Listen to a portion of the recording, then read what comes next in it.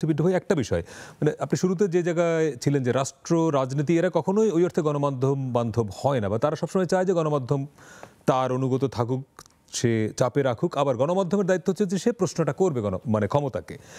এই একটা ডায়ালেকটিক অবস্থা, সেখান থেকে আপনি বেরোবেন কি করে? না, সেই জায়গাটা তো আপনার বললাম যে মূল জায়গাটা আপনার ঠিক করতে হবে। যখন আপনার পরিবেশটা টোটালি একটা ডেমোক্রেটিক অ্যাটমসফিয়ার থাকবে, যদি রাষ্ট্রের অন্যান্য প্রতিষ্ঠানগুলো ঠিকমতো কাজ করে, তাহলে আপনার গণমাধ্যমও ঠিকমতো কাজ করে এগিয়ে যেতে পারবে। আবার উল্টো করে অনেকে বলে যে গণমাধ্যম ঠিক থাকলে সমস্ত রাষ্ট্র প্রতিষ্ঠান ঠিক হয়ে যাবে। আপনি এটা রাজনীতি ঠিক করার দায়িত্ব গণমাধ্যমের, এটা সবসময় মনে করে যে সাংবাদিকরা এটা করে ওইটা করে। রাজনীতি ঠিক করার দায়িত্ব তো গণমাধ্যমের না, রাজনীতি ঠিক করার দায়িত্ব রাজনীতিবিদদেরই। কিন্তু রাজনীতির সংকটটা তো গণমাধ্যমকে বলতে হবে। কিছু কিছু মানুষ এটা গণমাধ্যমের সঙ্গে যুক্ত ছিল, যারা ধরেন বুদ্ধিজীবী শ্রেণীর মানুষরা রাজনীতিবিদদের পথ দেখাতো। হ্যাঁ, তো এখন সিচুয়েশনটা কি? এখন বুদ্ধিজীবীরা রাজনীতিবিদদের পা ধরে বসে থাকে। বিষয়টা তো ওই জায়গায় পৌঁছে গেছে, এটা তো অস্বীকার করার উপায় নেই। বুদ্ধিজীবীদের মধ্যেও ডিভিশনটা আসছে। হ্যাঁ, এই পন্থী সেই পন্থী এসে গেছে। তো সেই জায়গায় আপনি এই যদি বলেন যে এই গণমাধ্যম ঠিক করে রাজনীতি ভুল পথে চললে সেখানে ডিক্টেটটা করবে কি? গণমাধ্যম করবে না? না, গণমাধ্যম তো এখানে ডিভাইডেড। গণমাধ্যমও তো আপনার এখানে আমরা সংকটটা গণমাধ্যমের নিজের না, গণমাধ্যম না, আবার রাজনীতিবিদরাও এখানে, রাজনীতিবিদরাও যদি ওখানে আপনার স্পেস দিত, সুযোগটা পাইতো, রাজনীতিবিদরা যদি বা যারা শাসক গোষ্ঠী থাকে তারা যদি মনে করতো যে না, যে ঠিক লিখেছে তার উপর কোনো ধরনের নির্যাতন করা যাবে না, ডিজিটাল নিরাপত্তা আইন দরকার। সরকার তো সরাসরি আপনাকে এই করছে না। ওই যে আপনার বললাম না, আপনার মাথার মধ্যে আমি একটা পিস্তল ধরে রাখবো অথবা একটা তলোয়ার ঘাড়ের মধ্যে ধরে রাখবো আর বলবো যে ইচ্ছা মতো লেখো, আমি কিচ্ছু বলবো না।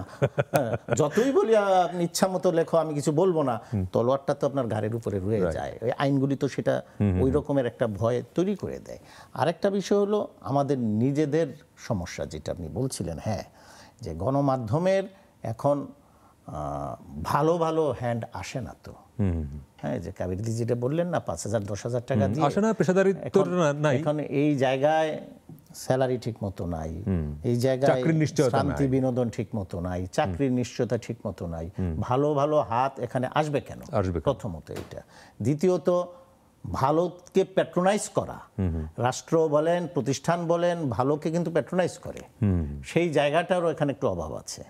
তারপরে আপনার প্রতিষ্ঠান নিজেই তো চায় না এটাকে ভালো করে টিকিয়ে রাখার জন্য। আপনাকে যেটা আমি আবারও বলি, আপনাকে যে আমি বলছিলাম যে ওই চিপস নিয়ে লিখতে পারবেন না আপনি যদি চিপসের মালিকের প্রতিষ্ঠানে কাজ করেন, শুধু তো ওইটুকুতে সীমাবদ্ধ থাকলেও গণমাধ্যমে প্রসারিত হতো। সে কি করছে, আরেক মালিকের যে আরেকটা কোম্পানি সে সাবান বানায়, ওই সাবানের বিজ্ঞাপনটা পাওয়ার জন্য আপনি সাবানের বিরুদ্ধেও আপনি যদি খারাপ কিছু থাকে ম্যাটেরিয়াল আপনি লিখতে পারতেছেন না। মানে প্রত্যেকে এমন ভাবে যুক্ত যে আপনি এই জায়গায় যে যেটা দিদি বলছিলেন যে কর্পোরেট হাউসগুলো যদি ধরেন 10টা কর্পোরেট হাউসের 100 প্রতিষ্ঠান বিজ্ঞাপন দেয়, দেশে কতগুলো প্রতিষ্ঠান, সব মিলে এরাই। আপনার বিজ্ঞাপন ছাড়া তো পারতেছেন না, কোনো আপনি ওই রেভিনিউ আর উপায় নেই। টেলিভিশনে তো বিজ্ঞাপন ছাড়া আর কোনো রাস্তাই নাই।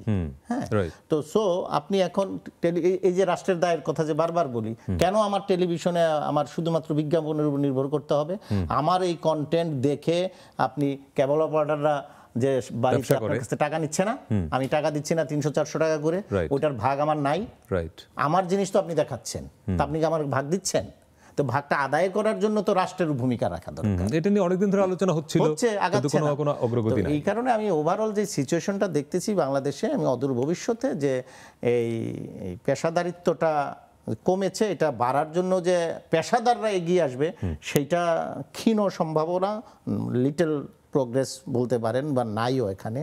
আর সরকারও তো এটা চাইবেই না। সরকারগুলো এখন কি চাইবে? এটা আমি শুধু আমাদের সরকার না, সব সরকারই চাইবে যে গণমাধ্যম তার অনুগত থাকুক। এখন আরো চাইবে, আরো খারাপ সময় আসবে। অলরেডি যেটা যাচ্ছে যে মিস ইনফরমেশন, ডিসইনফরমেশন, এটাকে এনকারেজ করবে।